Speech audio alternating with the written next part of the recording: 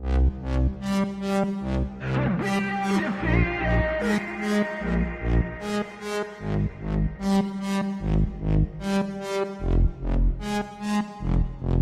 hand's stable, I feel able to turn the tables, I could do this. Just keep moving, keep your hands up, stupid. I feel lucid, a new viewing. I can see the end, I can see my future, I can view it. It's right there for the taking. Everything I've ever wanted, dreams are just waiting. I just gotta fight for it, willing to die for it, willing to like soreness. Hey, greetings from the year 3000, it still sucks. This is Phil J. Price, and you're listening to The Drunken Turkey Show, your one-stop for this sort of thing. Hit that button, like and subscribe. You know what to do, just like every other podcast. Just like every other podcast. What is up, everybody? Welcome back to the show. I am Daniel, and alongside with me tonight on our case is going to be Flojo from Flojo TV. Flojo, how you doing tonight, my man? Doing good. How you doing, Dan? Thanks for having me back. I'm doing well, man. Not too bad. It's been a long week. I'm sorry, guys. I've been out this week. I've been a little bit busy, and work kind of taking a little bit of my time. Finally got a little bit of time off tonight, and so I'm excited to be back. How's your channel going? How's it been? What have you been covering? Right now, we're still covering the Celeste Rivas Hernandez case, and we've been took a little bit of a break on the Nancy Guthrie case because it's kind of been a little stagnant. There hasn't really been too many updates, but right now we're still covering Celeste. Got you. Understand? Yeah. And any updates in that case? As far as the court documents go, I know that there was another video that came out that mentioned there was a potential of a new person that was subpoenaed to testify, but we're waiting on confirmation on that. So take that with a grain of salt. Interesting. Grain of salt taken. I want to say thank you to Midwest coming in with her membership for 13 months and gifting a Drunk Turkey Show membership. Thank you so much, Midwest. And then you have a new member on the Flojo side of things, and another member, same member. Maybe you've done it twice.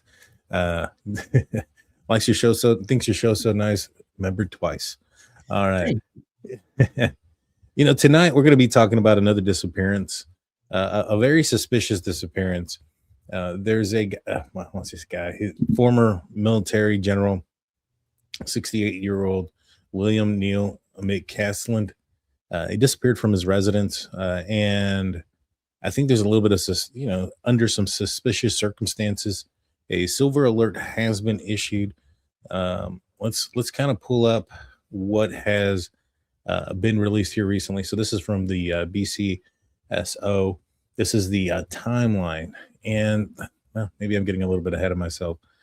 Who is missing is Major General William and McCasland. Former Major General. He was in the commander for Air Force Research Laboratory at Wright Patterson Air Force Base, which is kind of, I guess, brought in a lot of conspiracies. And I'll be honest with you, conspiracy was the name of the game for the DT show when we first started off. So, kind of versed in the alien stuff and UFO stuff, and so kind of know who this guy is. Pretty big name, especially here recently. Were you familiar with who the general is? Actually, no. I had to do a little bit of research on him, but when I did my research, I found out that this guy, he's a pretty important person. Yeah. He holds the keys. Very much so. He, from what I understand, grew up in the Air Force, family in the Air Force. His father so he grew up in the Air Force family, son of Lieutenant William H. and Robin McCasland. So both his parents were in the military. His father was killed in a flying accident when he was young, and his mother would remarry another airman, Lieutenant William Casey. So grew up in the military background throughout his life. And a couple of the things that he was doing as the general was commissioned in 1979. He served a wide variety of space research, acquisition, and operation roles within the U.S. Air Force and the National Reconnaissance Office. Vice commander of the Ogden Air Logistics Center and Space and Missile System Center, which I think this is probably maybe perhaps the biggest, maybe not the biggest concern, but somebody you should be looking at this. Not only was he looking into the whole UFO aspect, but he was part of the Missile Systems Center. The United States right now is currently in a little bit of a thing with Iran. What do you think about that possibility? Yeah, so I was thinking about that, and I mean, if I want to put my tinfoil hat on, I mean, I think that there's a potential for an abduction. Um, could it be somebody, one of our adversaries like Iran? Could it be somebody from Russia, China? I think there's a few things that are a little strange, right? I mean, considering his background, I think there might be some potential legitimacy to this abduction, and if he was abducted by some adversaries. Yeah, I think that's a huge possibility. I'm not necessarily saying that that's what happened here or whatnot, but I do think that there's a possibility that, given the recent situation with Iran or even with other adversaries, given his information and knowledge, one of the things that we know about him is that he was physically fit. He had, I think, just cycled 60 miles the week before. When somebody's physically fit and they cycle 60 miles and they're lifelong military, I would venture to say this guy's probably got a routine. I would venture to say that this guy probably has, wouldn't be very difficult to, if there was some weird psycho out in the UFO community, or if there was an adversary, wouldn't be very difficult to learn this guy's habits, so to speak. You know what I mean? That totally makes sense to me. And so a silver alert was given from the Bernalillo County Sheriff's Office, is looking for assistance from the public, looking for 68-year-old William Neal McCasland, last seen February 27, 2026, at approximately 11 a.m. in the area of Quail Run Court, Northeast. Unknown clothing description and unknown direction to travel. Due to his medical issues, law enforcement is concerned for his safety. Now, his wife has recently come out and spoken on, I guess, on Facebook and released a statement, and we're going to look at that. But she goes on to, I believe, in the statement to, and I haven't read the entire part, but she says that his medical issues weren't for like dementia or a decline in his medical cognizance. In fact, she indicated that that he was sharp as a tack, so to speak. What are you familiar with a silver alert? I mean, not necessarily when it comes to law enforcement. I am, familiar with what they talk about in the hospital, but we don't really have. I mean, we have silver alerts, but it has a different meaning in the hospital setting. Gotcha, understand. And so I know a lot of folks initially thought maybe perhaps he may have some sort of like dementia or things of that nature, but it doesn't seem to be the case. I wonder if he recently was diagnosed with something, maybe perhaps, is dealing with some sort of medical issue. Obviously, it obviously appears to be the case. All right, let's see.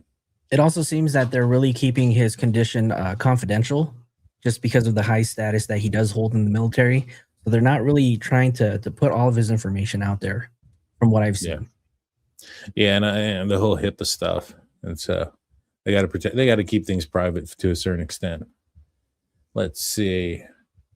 So here's the timeline of things and how they went down. On February 27th at approximately 10 a.m., a repairman was at the residence and interacted with Mr. McCasland. At approximately 11:10 a.m., Miss McCasland Wilkerson left the home for a medical appointment. At approximately 12:04 p.m., she returned home and Mr. McCasland was not there. Now, what this doesn't say is whether or not the repairman had left before or after Miss McCasland left. I think that's a pretty big, thing, right? You would want to know that? Absolutely. I mean, we'd want to know, was he there? Was he not? So At approximately 12:04, she returns home. Mr. McCasland wasn't there. His phone, prescription glasses, and wearable devices were located at the residence. So he took absolutely nothing with him, maybe perhaps his wallet. Miss McCasland began to attempt to locate Mr. McCasland and contacted family and friends. At approximately 3:07, she reported him missing, and the investigation began immediately. BCSO has identified items believed to be unaccounted from the residence.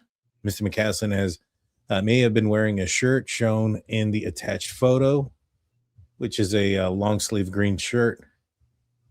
Again, he was an avid outdoorsman. Let's see.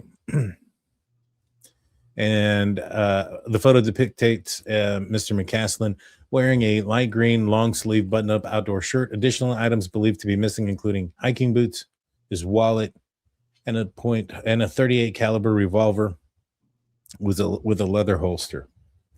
Now, if he recently got some pretty bad news medical wise, and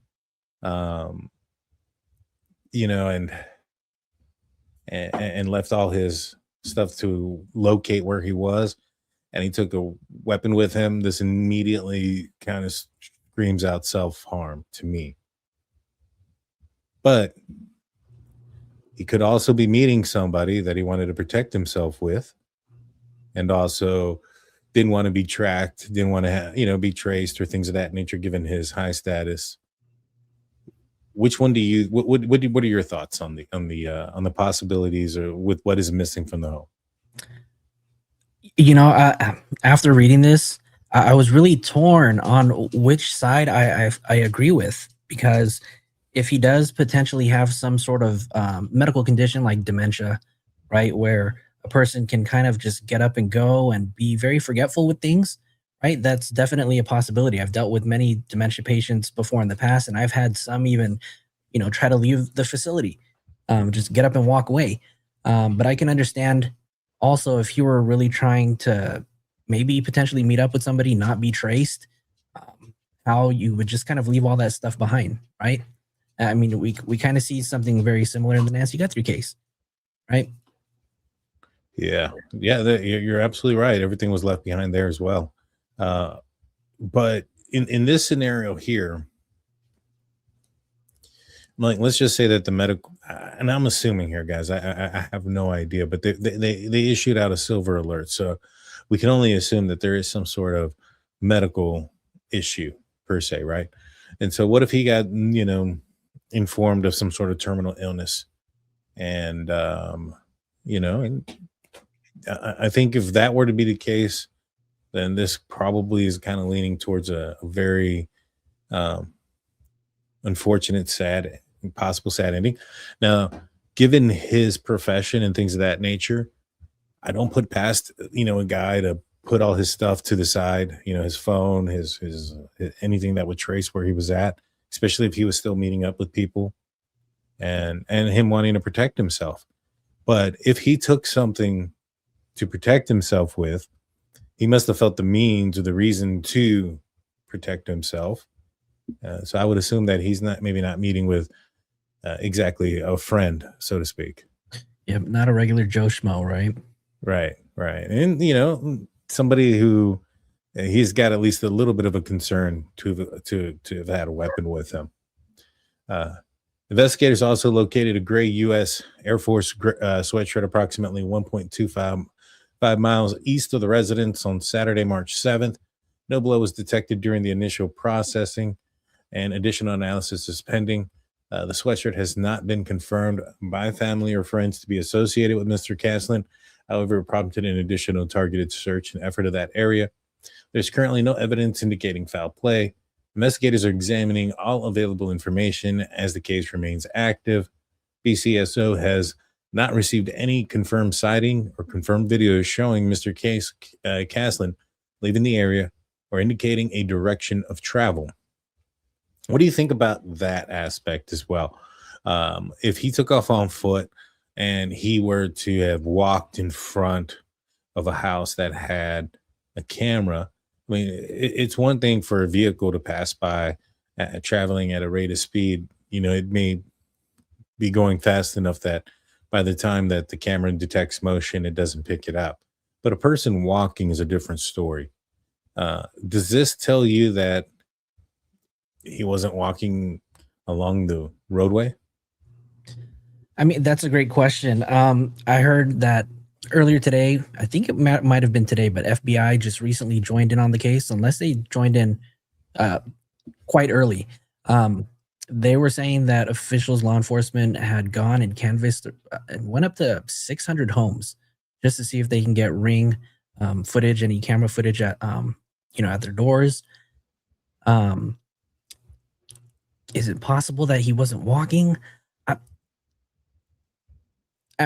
Look, they've canvassed 600 homes. They've asked them for video, and they still don't have anything at this point. I don't know. Sounds a little suspicious, right? Yeah. I mean, maybe somebody came and picked him up, and he felt the need to arm himself, but didn't want to be tracked to where he was going. I mean, with everything that they've searched, you would assume that if he went and harmed himself out on the trails or off the trails, they probably would have found him by now. Given the dog searches and things of that nature. True Crime Web coming in. What's up, Steve? Victimology will determine if part of his routine was to carry a firearm daily. If this was a one-off carry, then self-harm is to be considered. I carry daily. Synod and anomaly. That's an excellent point. I didn't think of that. Whether or not he was whether or not he carried daily. Because if he did, then it doesn't mean that it could mean absolutely nothing that he took a weapon with him. You know what I mean? Good point, Steve. Good point. Let's see. So there's been no confirmed sightings or video showing him leaving the area, indicating a direction of travel. Now, I need to look up where he lives. I wonder if there's trails behind his house that he could have walked on, that could have perhaps I was reading something about the Sandia Mountains. Yeah. So I don't know if that was the place that he was frequently hiking through, the Sandia Mountains or the Sandia foothills. Yeah. So I mean, I'm really curious if that was something that was a part of his daily activities or his daily routine. It could have been, and you're right. It says here, BC SO is again asking for anyone to check the area, submit security footage from Friday, February 27th and Saturday, February 28th, particularly between 9 a.m. and 2 p.m. in around the Quail Run Court Northeast and the routes leading away from the neighborhood. If you were in the foothills or on the trails, February 27th, 28th, please review any GoPro or phone footage and submit for any help. So yeah, the foothills and those trails. And so this is an image of, again, Mr. McCasland. Now, let's see who he is again. And yeah, I already went through all this. So this guy was in charge of Wright, Patterson Air Force, or part of specific programs throughout Wright Patterson Air Force Base, which was rumored to have held the bodies of the aliens that were crashed in the Area 51. I mean, not Area 51, in the Roswell, Nevada incident. Are you familiar with any of the conspiracies with Wright Patterson Air Force Base? I'll have to be honest with you. I'm not too familiar with them. I had a little bit of time to research it, but please enlighten me and all of my listeners too, please. Yeah. So Wright Patterson Air Force Base has been widely speculated to be in a place where they did a lot, where they held a lot of the wreckage and bodies from several different downed UFOs, allegedly, including those from Roswell. It was also an area I want to say that there was some. I'm not sure if that's where Eisenhower went, and he supposedly had a meeting with some aliens, but there was I think it was Eisenhower. Some one of our presidents supposedly did, and it was all stemming because I guess he disappeared for like a week, and then when he came back, they tried to say it had to do something with a toothache. And so toothache. Yeah.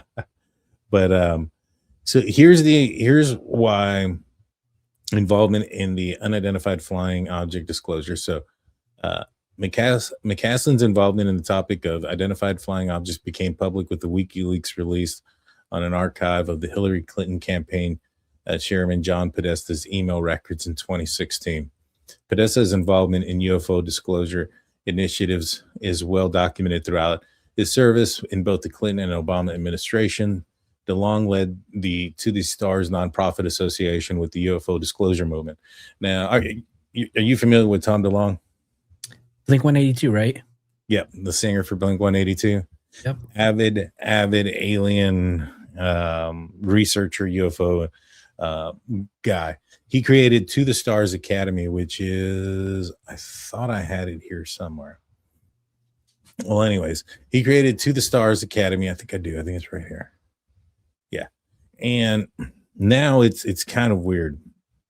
So when Tom DeLong created the this, he had this whole presentation, and I watched it.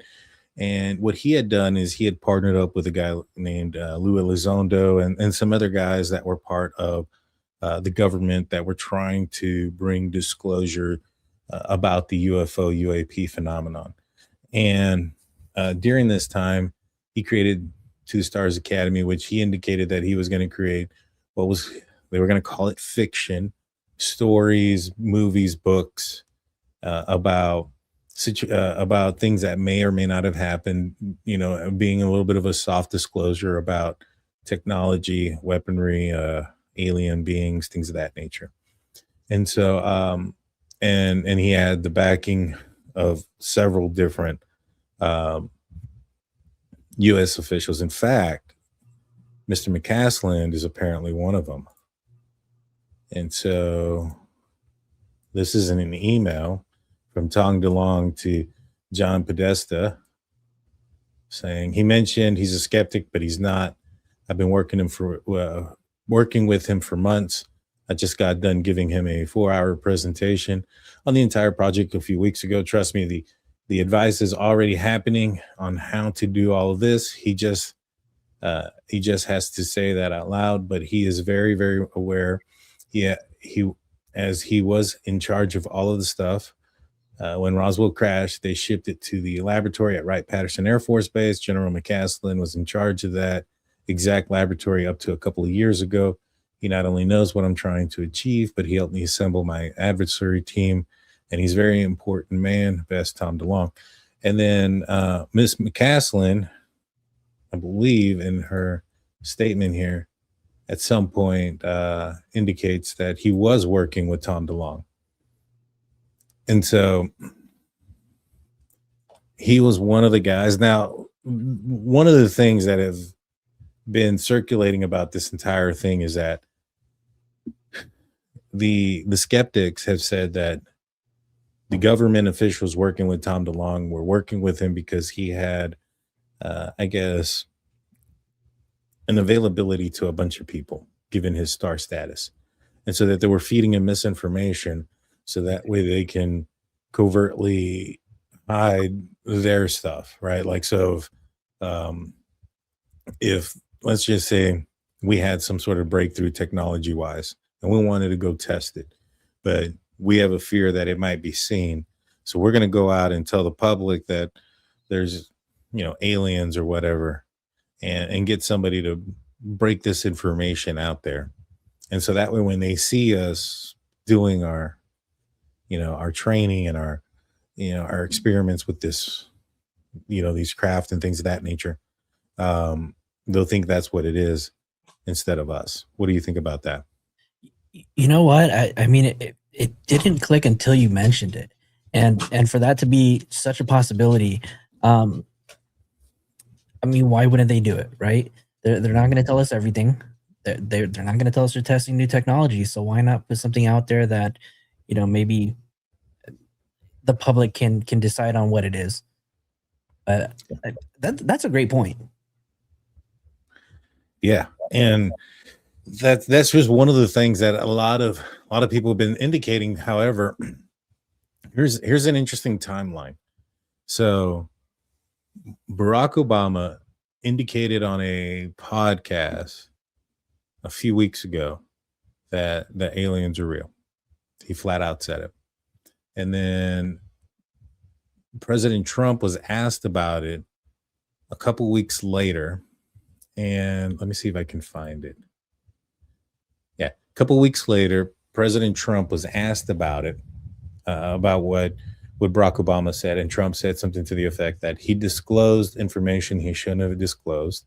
Classified information, yep. And that he was going to release everything. And so this was released not too long ago. It says, based on tremendous interest shown, I will be directing the Secretary of War and other relevant departments of agencies to begin the process of identifying and releasing government files related to the alien and extraterrestrial life, unidentified aerial phenomenon, UAP, and unidentified flying objects, UFOs, President Donald Trump. And then the day before he goes missing, Hillary Clinton is... Okay, and on the topic of transparency, Secretary, so on the day he disappears, Hillary Clinton is doing her disposition on the Jeffy files. And she's asked this question, and people are putting these things together as far as a timeline of his disappearance. So Obama, Trump, Hillary Clinton speaks about this, and then he disappears. Is it all a coincidence? Probably, but let's listen to what she says, and then you be the judge of that. Okay, and on the topic of transparency, Secretary, were you ever denied access, or did you ever inquire on the topic of UAP or Gilgamesh in your official or personal capacity, and why? I was never denied access because I never asked for access. Okay. In the efforts of having a transparent government and restoring faith within our country, do you believe that the American people deserve access to those topics? I do, subject to any national security implications. Watch her. They ask her a question. Do you think that they should release the information? She's saying, "I do," but look at her head. I do, subject to any national security implications. I think the information. She don't want the information out. She's saying no.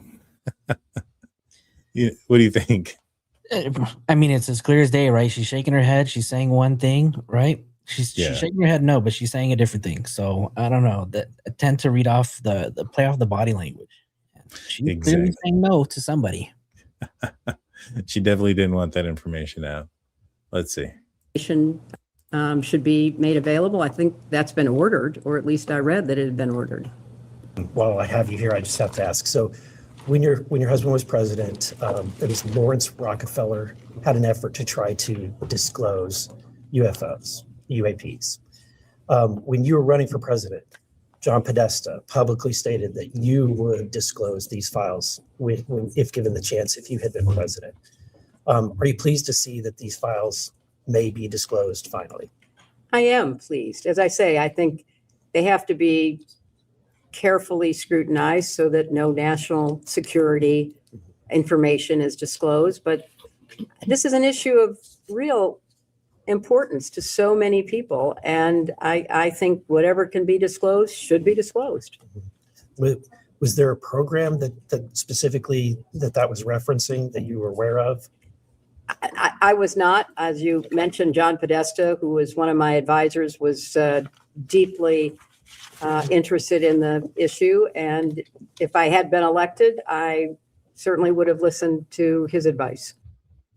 So she brings up John Podesta, who was brought up in emails with Tom DeLonge, who apparently was in also communication with Mr. McCasland. So these are the dots that some of the some folks are connecting. What are you thinking? Well, I was reading earlier too that some of the communications that Tom DeLonge and McCasland were having was to kind of put pressure on the government to kind of disclose some of this information. And I guess, when the WikiLeaks kind of came out, this is kind of what it showed, that there was a relationship between this high level official and somebody like Tom DeLonge. It was kind of seen as a little suspicious. It is. It is. That's why a lot of people think, because it's not the first time. I think this happened like in the 80s or 90s where I think it was like during the Cold War. Oh, and which that just reminded me. So supposedly, oh gosh, this guy oh, who was it? Was it McCasland? I think it was McCasland. Told Tom DeLonge that during the Cold War they recovered alien bodies and an alien craft. And so he was very much that was, I guess, some of the information that he disclosed. And I think that was part of the WikiLeaks emails, was that there was an alien body during the Cold War and an alien craft that was recovered. And so, I mean, I don't know. I mean, yeah, you can't really go into it and say, hey, UFOs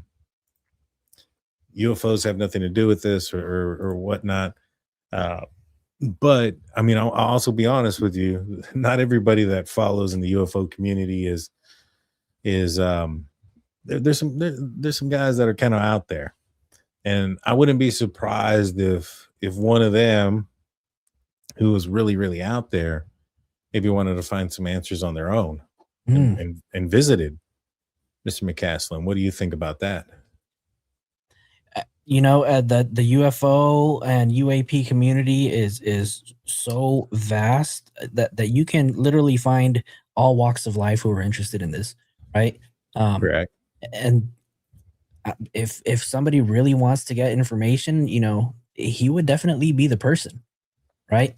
I also think too that, again, I'm going to go back to the foreign adversaries. If they wanted more information on technology, weapons, he would also be the guy too, right? I think that's a whole reason why, and I'm going to go slightly off topic just a little bit, slightly the reason why I believe the FBI jumped on this so quickly, right? Because at the same time, they kind of have to play offense and defense at the same time. And when I say that, I'm saying, like, when it comes to offense, they're putting all their resources out there, the hounds, the dogs, the drones, to find the thermal drones, right? Right. But also at the same time, they have to take into consideration that if he was abducted by a foreign adversary, could they be trying to get some sort of intel or secrets from him? And, you know, given the climate that we're in right now, you know, with Iran, I think there's always a possibility that can be true. I do too. I mean, you know, he was like we mentioned in charge of some of the programs that could lead some information that our adversaries could take advantage of. In fact, I believe there was some sort of threat that was made from Iran. I don't think they had the capabilities anymore, given what has occurred out there. But something about maybe targeting military bases in the United States or even the West Coast. You know, if they're going to try to retaliate and look for, you know, weaknesses or perhaps where missiles could come from, if you know, a strategic type of thing. This guy may have some of those answers. So they were saying that Iran's technology, their research is roughly about a decade behind, right? And so with somebody like McCasland, his level of knowledge, his background, that can literally cut that deficit, you know, and help them kind of up their game and cut that decade of deficit down, so they don't have to do all this research, right? He basically helped bypass all of that research that they need to do in 10 years. Just by utilizing him, because it's not like Iran's trying to build a weapon tomorrow, right? Or maybe they might, but I don't, you know, it's not going to happen that fast. No, and I don't know if they would utilize him per se, because I'm not sure. I do think he had some pretty high up there degrees, but I'm not sure if he was the scientist aspect.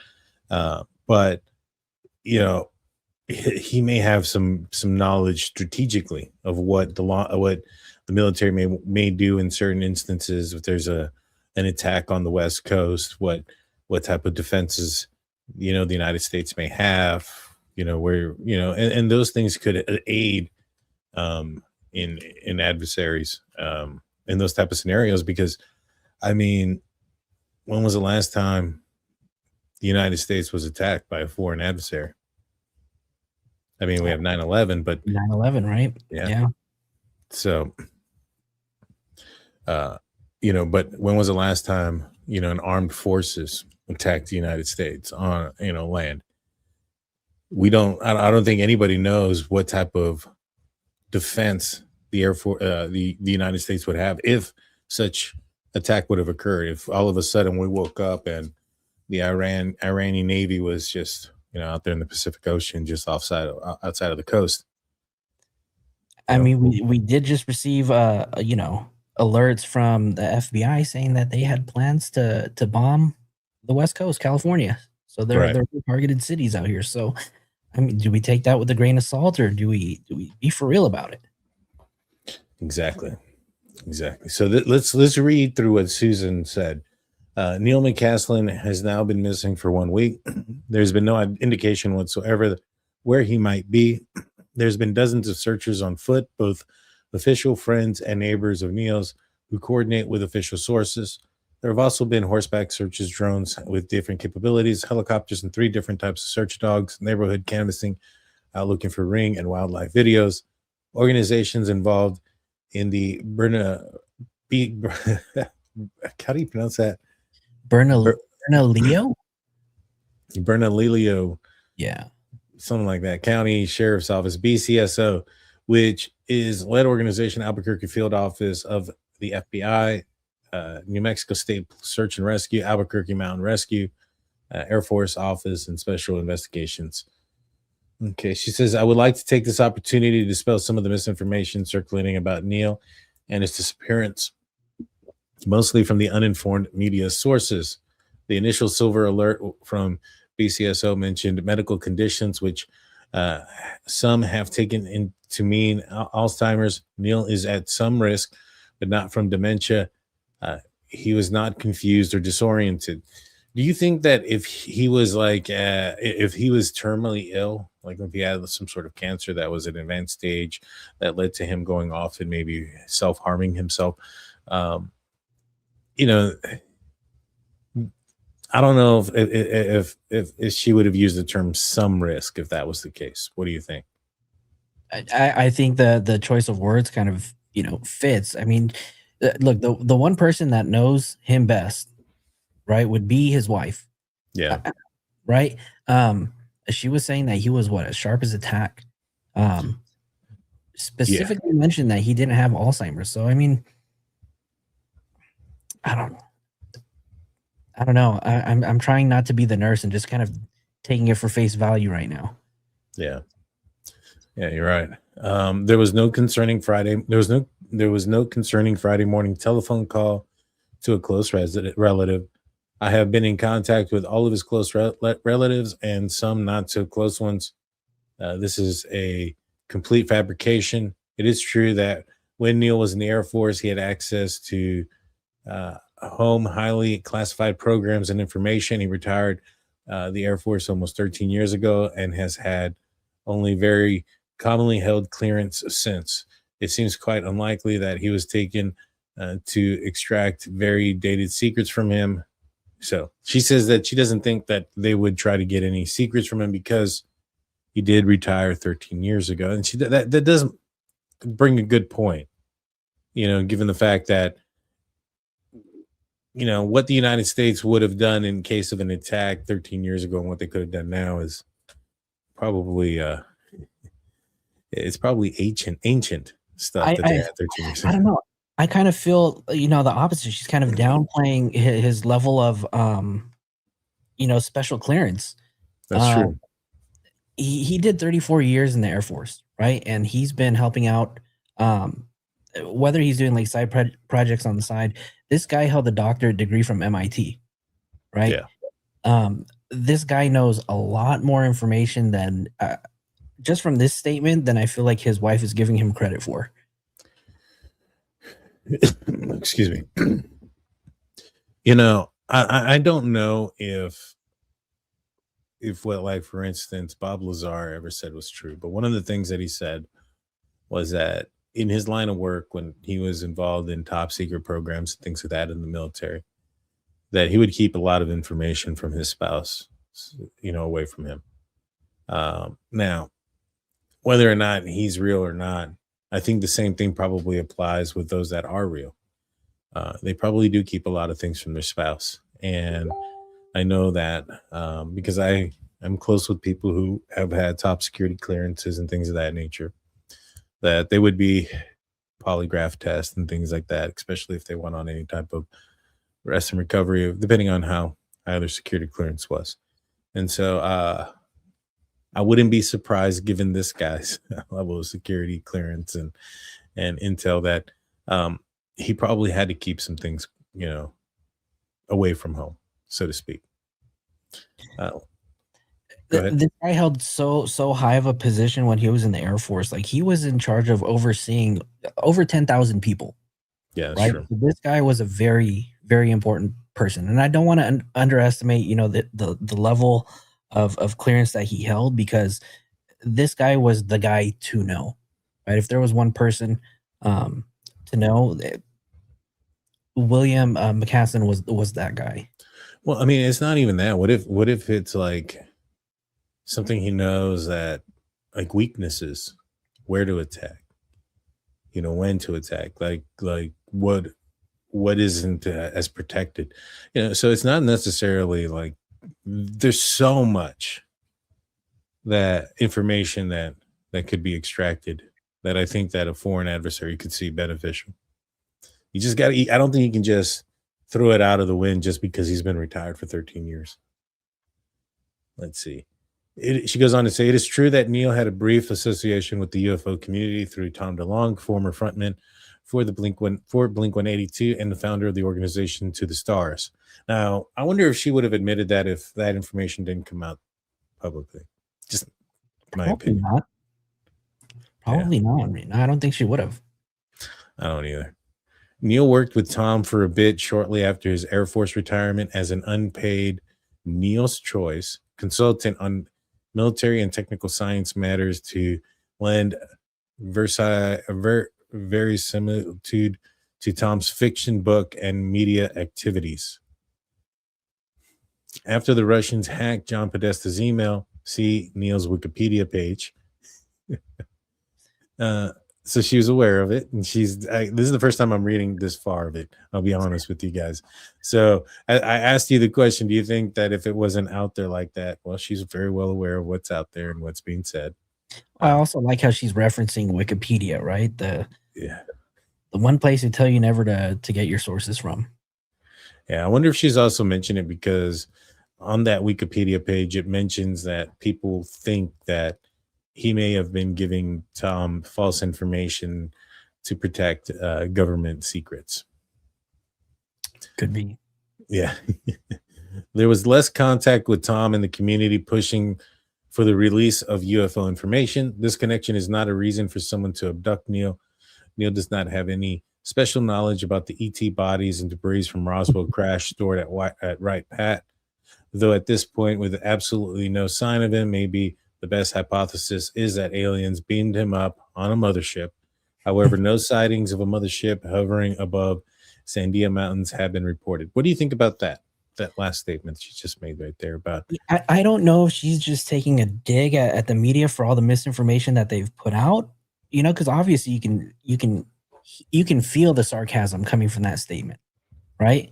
I don't know. We're dealing with UFOs and aliens, and but I mean, she herself is a high-ranking, or was a high-ranking military official as well, I believe. And I don't know if this is a week ago, a week after he disappears. I don't know. It just seems kind of weird. I mean, what do you get? Anything, man. What do you get from that? I get that she's probably fed up with everybody talking about it being, the UFO stuff. I get that. But so also, if you take a look at her earlier statements, I don't know. she's saying that he doesn't have any health issues, right? Because those are the two big debates: whether he had health issues and he went off on his own, Mhm. or if aliens abducted him. Yeah. I mean, if she's trying to disprove both of them, I mean, how many other, different directions can we go? Right. And as far as like, his brief, I guess communication with Tom DeLonge, the fact that he came out in John Podesta's emails and some of the emails of what they said and some of the information that has been out there apparently of him being aware of alien bodies, etc. And you have him in charge of Wright Patterson Air Force Base. I couldn't put it past some weirdo out there who is overly obsessive with the UFO community and overly obsessed with the UFO content and thinks that he has some information and goes out there and abducts the guy. But weird thing though, I don't think he's the only one. So Monica Reza went missing July 22nd, 2025 in Los Angeles. She worked for NASA as a fellow in the materials and process engineering, specializing in propulsion systems. She was active in the AIAA Aerospace Design and Structures Group, which all fell under leadership under General William McNeil McCasland. She has yet to be found. What do you think about that? I did not hear about this. It's crazy because JPL is literally like 3 miles from here, from where I'm at. It's right here in Pasadena. So, I don't know, JPL just also had a ton of layoffs too. So this is the first time that I'm hearing about this though. She worked for NASA JPL. So she was definitely out here in this area. Specializing in propulsion systems. A lot of weird stuff. Now, if you go to, like, for instance, To the Stars Academy's books that they have. Now, remember in the beginning of the podcast where I mentioned that he talked about how they were going to do soft disclosure through fictional books, and what they were going to try to do is put out the information, like this is the type of technology that we have, this is what our capabilities are, and that they were going to do it through fictional stories. So I wondered, because that was the first step, was the books, then the series, then the movies, then they were going to build a craft, I think is what they said. So here's the first one. Here are the books. So this is Time Rider. In a future where history itself is weaponized, one agent must choose between sterile perfection of his engineered society and the messy humanity of the past that he was sent to manipulate. Talks about time travel, things of that nature, going back in time and changing some things. I'm assuming this is some of the things that they're trying to soft disclose is time travel. And I think he also mentions in this book here, Trinity is something about a situation that occurred in back in the day, I guess like a UFO chasing a guy, and then secret machines. Again, he ends them all with this is of course a work ... a fiction. And so time travel. I don't know. Well, I'm not sure if you're familiar with Operation Looking Glass. The Operation Looking Glass was supposedly something that was had to do with like being able to see in the past or whatnot. So with the manipulation of bending of time and space. And so according to, and I think Bob Lazar is also one of the persons who brought it out. If you can travel faster than the speed of light by bending light, you're essentially time traveling. And one of the I guess the effects of bending light is being able to see, I guess in the past or in the future, I don't know. But just kind of interesting because of all this stuff kind of just circulating and coming around full circle while reading about this guy's disappearance. Now, I'm gonna ask, do you think that there's any potential that we have a hand in it? Was he trying to disclose any information that we felt like shouldn't have gone out there?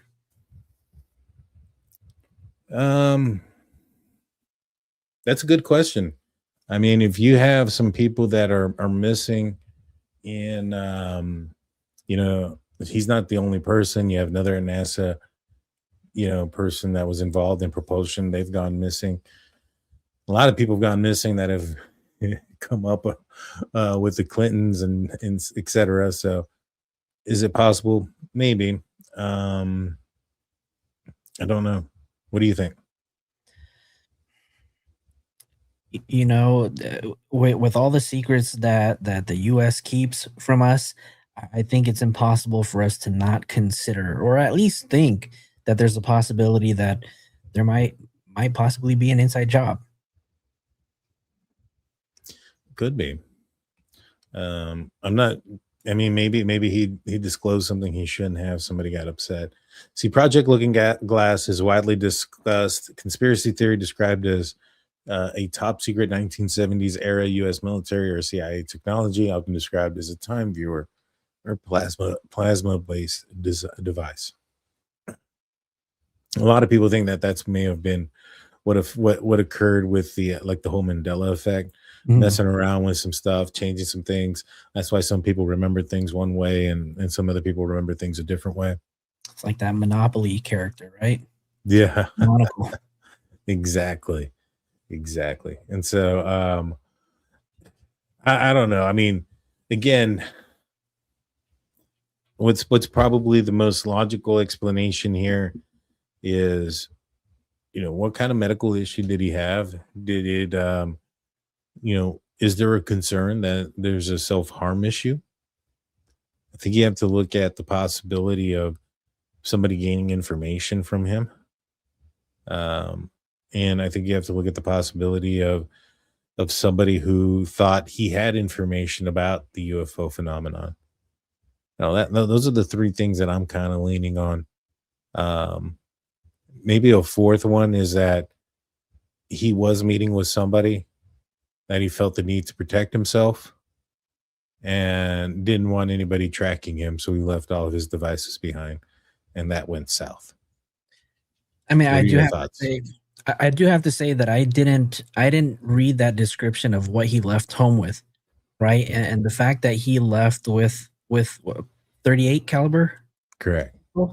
I mean, that kind of changes a lot for me too, right? In the possibilities. So before this show started, I never once considered self-harm, but the fact that you mentioned that he left home with a handgun, I mean, makes that all that much of a possibility to me. Yeah. I think, I mean, because there's a silver alert for a reason. Don't know why. And if it's not something that has to do with dementia or Alzheimer's, I hope it's not that. This guy is capable of surviving out there in the wilderness.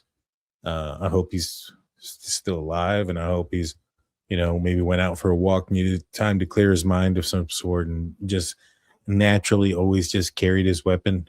I hope that's the scenario. But 2 weeks, it's a long time. I was just looking at my calendar right now to see how long ago that was, and it's been 2 weeks. Mm-hmm. And not a single word. Yeah. No cameras, no nothing. Unfortunately, just kind of looking at this from a law enforcement perspective, somebody who plans to do something like this, maybe they've gotten some bad news about a medical situation and don't want to have to deal with everything. Also know about life insurance not paying out if they find him, and that could be a reason why he would want to not be found, right? That's why you would leave your devices behind, leave those behind, so that way you can wander off, and he had the capability of going quite far, and perhaps going to a place where he felt that it would be a while before they would find him, if find him at all. This kind of reminds me obviously the stories and circumstances are a lot different, but this kind of reminds me of the Thomas Medlin case that happened earlier this year. Not sure if you're familiar with it. Which case? Thomas Medlin, I'm the not. 15-year-old boy who left home in New York and supposedly had met up some friend that he met on Oh yeah, Roblox, Roblox or something, right? right? And I guess what they found out was he may have jumped off of the bridge. But I don't think that the family, you know, believed it. They I think until this day they still don't believe it. Yeah, yeah. No, and I know that I've heard about that case. I'm not familiar with a lot of the details. You know, I feel for that, you know, his family. And I know they don't believe it, but you know, if he did meet somebody online, uh, those things can just be so. It doesn't. That person doesn't physically have to be there to push the kid into the water to be responsible for that. Very You true. know, you know, somebody could have exploited him, and he felt the need to do something like that. Do you know what I mean? And so, I would hope they found if he was indeed talking to somebody on Roblox, and there was some inappropriate communication there, that they find that person. So folks are asking, did he drive or was he on foot? They don't know. They don't know. Well, They don't. I don't he- think even know. I don't even think they know what direction he went in. Well, I don't think they don't believe he took any of it. I don't think his vehicles were taken. So I believe they do think he may have left on foot, but somebody could have picked him up. You know, somebody could have picked him up.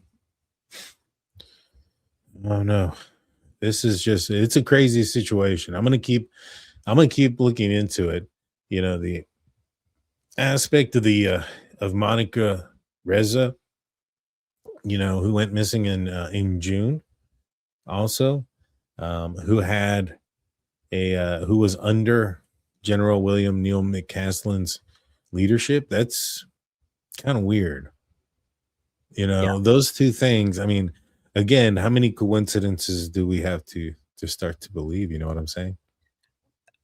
It's funny though because you know he oversees roughly about 10,800 people, right? And I'm Yes. curious, out of those people, how many other people may have experienced something similar? That is true. That is true.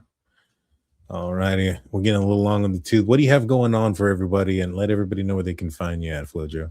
Yeah, so you guys can find me on all platforms, Flojo TV. That's FLOJOE TV. And yeah, we're working on trying to just do at least like 3 streams a week. I work full time as a nurse, so it becomes a little difficult to just do something daily. So I do apologize, but we're working on it.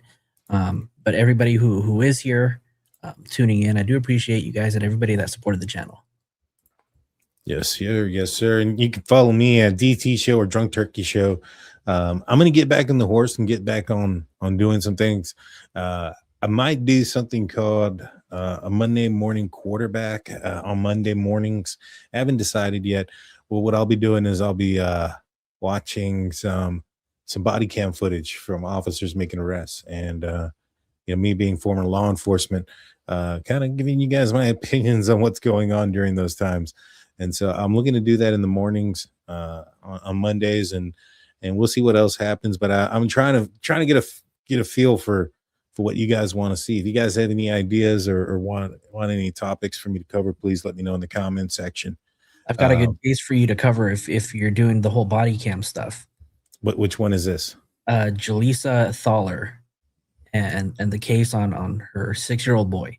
I'll send it to you.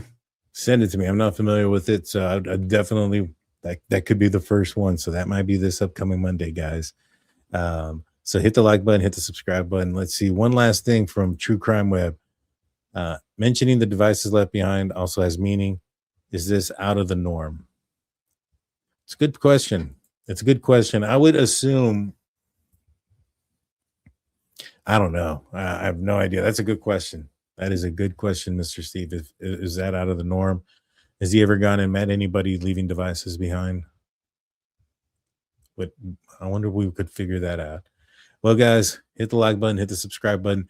If you're watching on the DT show, make sure to go and check out the description. It'll send you right to FloJo's channel. Make sure you go like and subscribe there. I'll see you guys next time. Peace out, everybody. See you tomorrow night. See you later. Peace.